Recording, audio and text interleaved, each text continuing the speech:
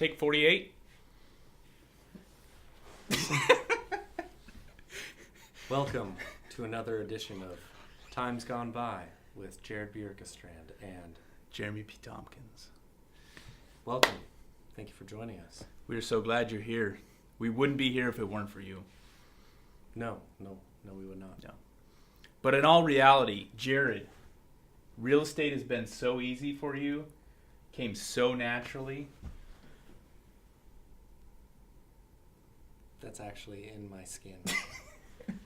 That's a part of me. I need everything I have.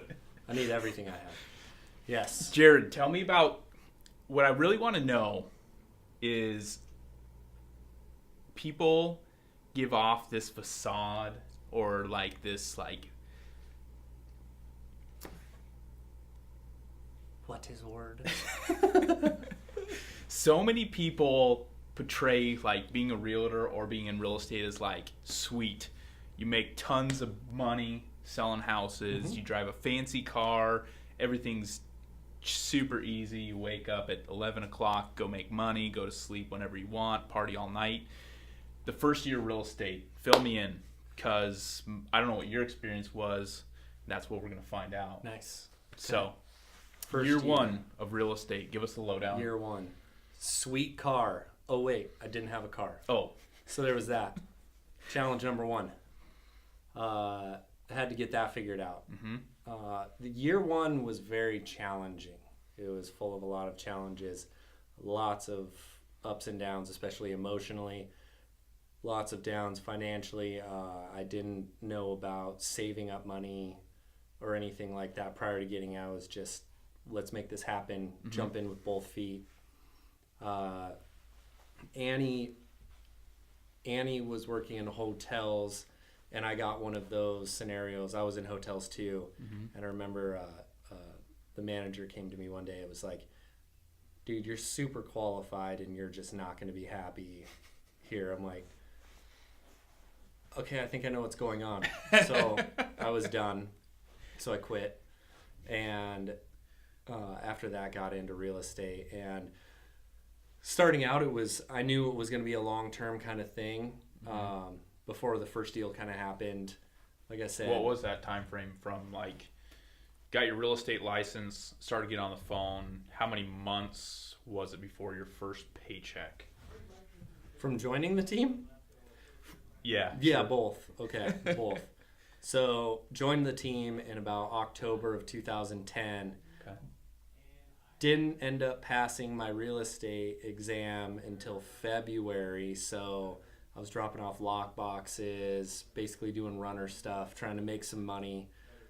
Didn't know in the middle of that Annie was going to quit her job, which was the only income that was really substantially coming in, which was another huge blow that had to like get me to work, because that happened probably about a month and a half, 2 months after I got into real estate. And in my first year, I did, I remember 11. I can only find 10, so there's some phantom deal out there we can't track. So that was from February of 11? February of 11. It was at the end of February I got my license, and I think the first time that I got paid, the first deal that I put together ended up being, obviously, that ended up being a 3-month deal, super unique property, multi-unit for your first deal. Fascinating learning curve there. And it took an extra long amount of time for that to close, and then everything just went wrong. It was first year was, multi-unit that took too long, couple deals that went really well, couple short sales, which I don't recommend first year in. It was just flat out hard and grinding. We didn't have a ton of systems in place. We had some admin turnover.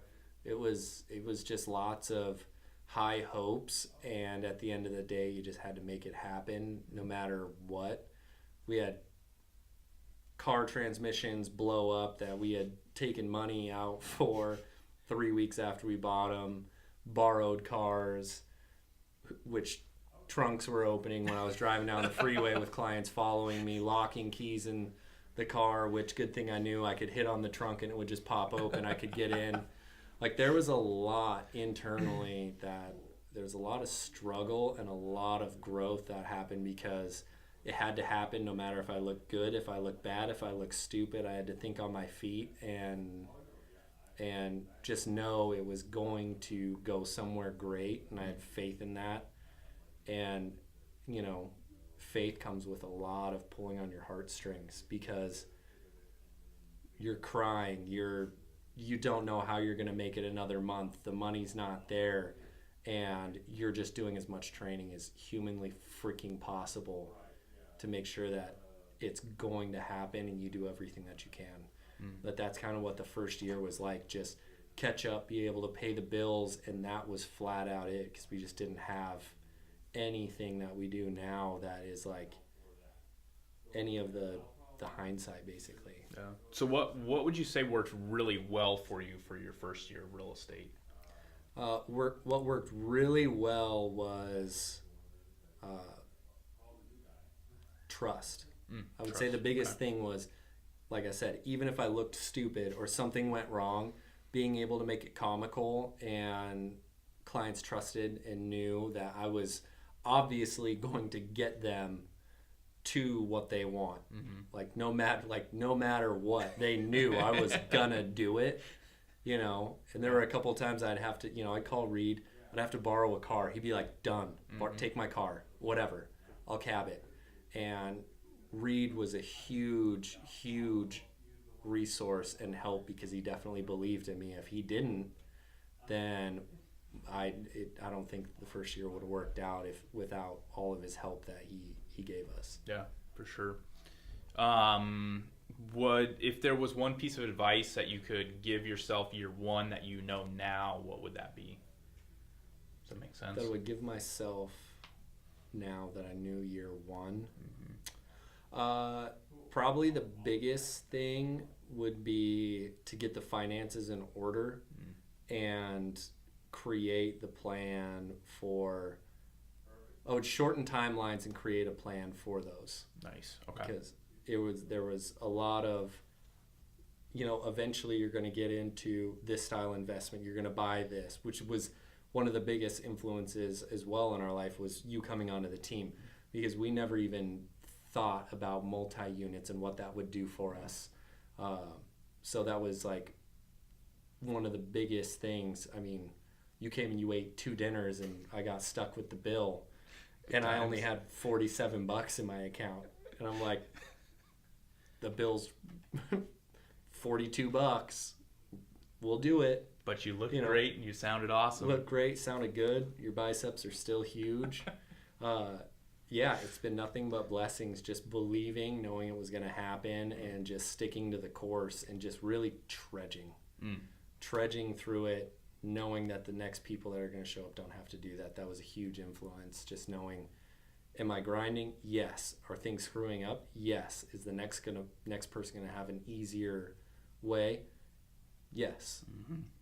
You know, and it's been one of those, you go in, you're the front lines, and you know you're more likely to get shot than anybody. Right. Though that's always been huge, just knowing like it's something that was always bigger than me. Nice. Would you put any emphasis on like the first year learning more about like the DISC assessment and personalities and how to talk to clients?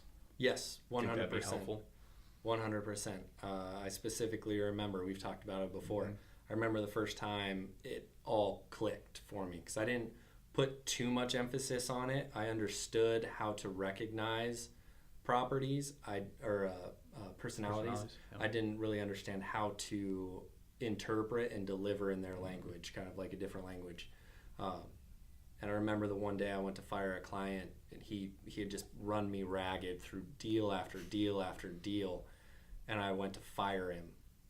So I was like, okay, I'm going to fire him. It's going to be short. It's going to be sweet. I'm like, and I was so excited. I was pumped up. I was jacked. I was ready to go. And I was like, you know what? And then I just went boom, boom, boom, boom, bullet points, and was getting ready to be like, I think we're done. But after the bullet points, the client was like, awesome. That's exactly what I wanted. Thank you. Let's write an offer. And I literally like dropped the phone and was shaking like, no, no, that was, a deal. Awesome. Nice. And after that, I learned I wasn't speaking anyone else's language. I was trying to get them to speak mine. And that really helped click once I understood. And that came through pain. Yeah.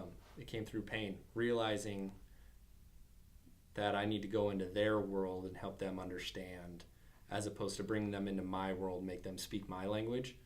Go out to the clients, speak their language, make them feel comfortable, make them feel like I'm out for them, because they had the trust.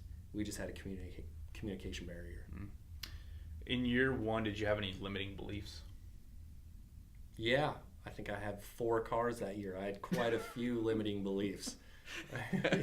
Quite a few limiting beliefs.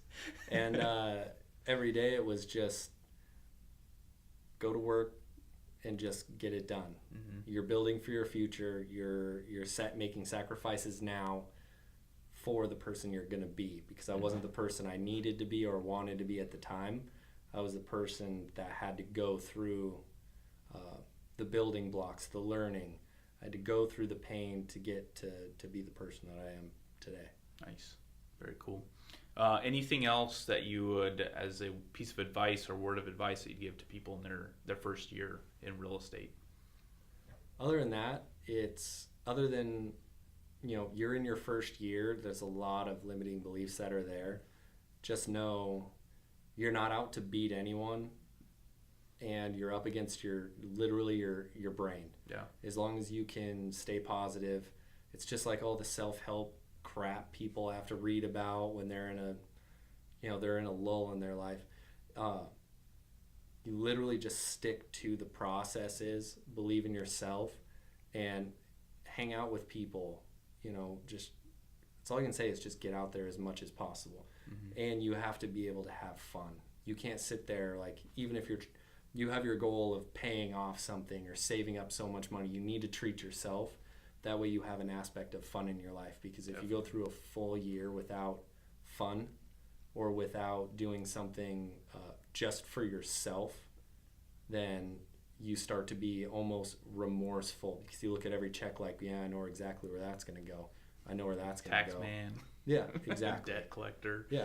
Woo. So you need to set up your finances, know how they're going to work. You need to budget, and you need to plan for yourself or your significant other to be able to still live. Yeah, definitely. I know when I first got into real estate, Jen Toomer was our team lead at the Market Center, and one of the recommendations that she made was, like, once a year, cash one of your commission checks.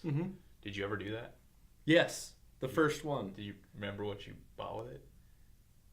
Was it something fun? No. Oh. Because I'm all about experiences. Okay. So I did something fun with it. Okay. I remember I got paid on my first check. I took a picture with Jen Toomer in the Market Center. She wanted to post it. And I came home. We were in a little apartment. We had a bed that was just like laying on the floor in this apartment. And Annie was just sitting there on the bed because we were like stealing Wi-Fi from our neighbors, like, freaking watched, all we could watch was MacGyver. And I remember she's in there, and I remember walking out, cashed the check, and I got it all in $5 bills or $10 bills or something like that.